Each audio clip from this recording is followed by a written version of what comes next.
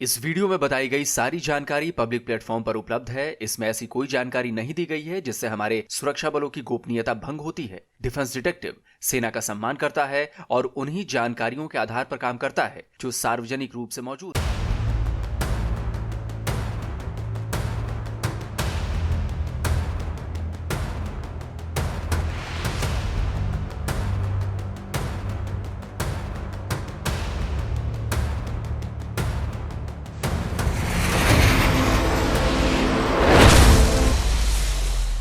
उसे sea monster कहा जा रहा है।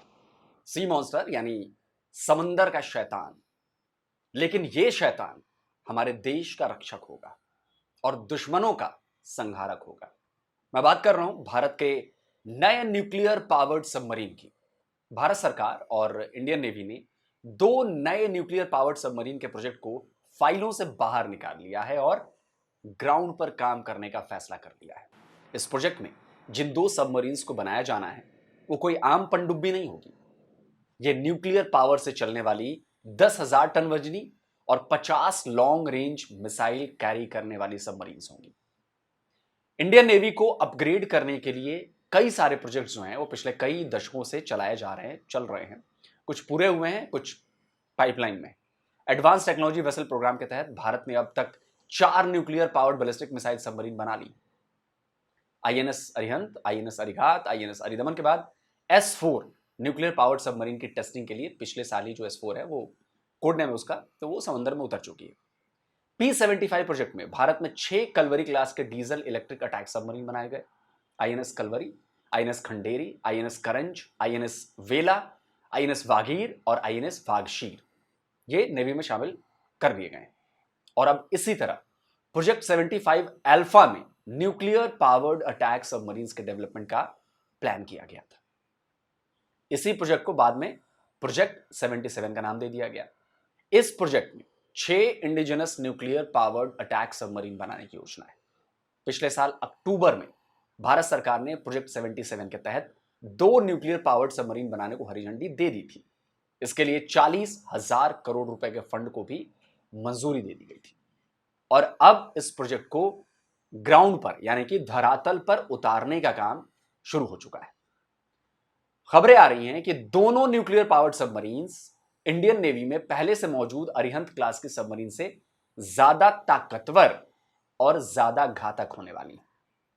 आईएनएस अरिहंत और आईएनएस अरिघात 6,000 टन वजन वाली सबमरीन्स हैं, जबकि आईएनएस अरिदमन का वजन 7,000 टन है। न्यूक्लियर प्रोपल्शन वाली इन सबमरीन्स में 83 मेगावाट का लाइट वाटर रिएक्टर लगा है। लेकिन प्रोजेक्ट 77 में बनाई जाने वाली जो दो सबमरीन्स होंगी ये 10,000 टन वजन वाली होंगी और इसमें 190 मेगावाट का लाइट वाटर रिएक्टर लगेगा। यानी इस सबमरीन में ज्यादा पावर होगी। इनकी रेंज और एंड्योरेंस अनलिमिटेड होगी जब तक कि फूड सप्लाई की जरूरत ना पड़े। इसकी स्पीड 30 नॉट से अधिक होगी। चीन की जो type 093B nuclear powered attack submarines हैं उनकी स्पीड भी 45 नॉट्स है। यानी चीन की जो सबमरीन है उससे ज्यादा पावरफुल होने वाली है।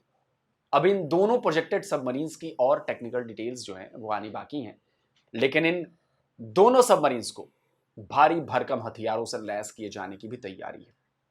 खबरें तो ये आ रही हैं कि इनमें 50-50 लॉन्ग रेंज मिसाइलें लैस की जाएंगी। इनमें submarine launch supersonic cruise missile BrahMos होगी।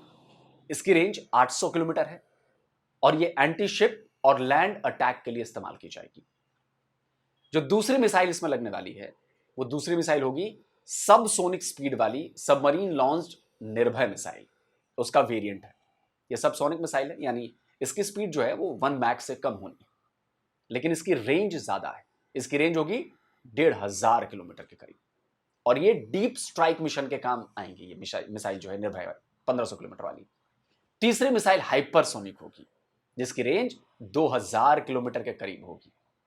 अब ऐसी घातक मिसाइलों को साथ लेकर 10,000 टन के वजन वाली जब ये सबमरीन्स पनडुब्बियां समंदर में उतरेंगी तो ये दुश्मनों के लिए काल का ही स्वरूप होंगी। इन दोनों सबमरीन्स के इंडियन नेवी में शामिल होने के बाद भारत के पास कुल 6 न्यूक्लियर पावर्ड सबमरीन्स हो जाएंगी जो भारत को लॉन्ग रेंज नेवल ऑपरेशन करने की जबरदस्त पावर देगी।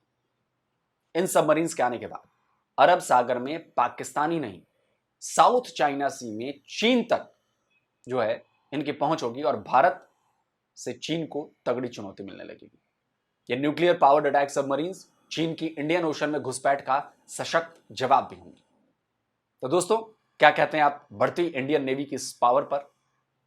अपनी राय कमेंट में जरूर दीजिए। और जिन दोस्तों ने डिफेंस डिटेक्टिव को सब्सक्राइब नहीं किया तो भाई चैनल को सब्सक्राइब करें, साथ में बेल आइकन प्रेस करें और हाँ, ऑल नोटिफिकेशन ऑन करना मत भूलिएगा ताकि हमारे द्वारा अपलोड किए गए हर वीडियो की जानकारी आप तक फौरन पहुंच जाए।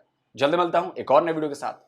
नमस्कार, जय हिंद। तो अगर आप चाहते हैं मुझसे बात करना, मुझसे कोई सवाल पूछना, तो फैन कॉल पर आप मुझसे कनेक्ट हो सकते हैं। फैन कॉल में ये सुविधा है कि आप अपने हिसाब से वहां पर जाकर टाइम स्लॉट बुक कर सकते हैं कि आपको फलाने दिन मुझसे बात करनी है, फलाने टाइम पे मुझसे बात करनी है। लेकिन ये भी बता दूं कि ये पेड सर्विस है।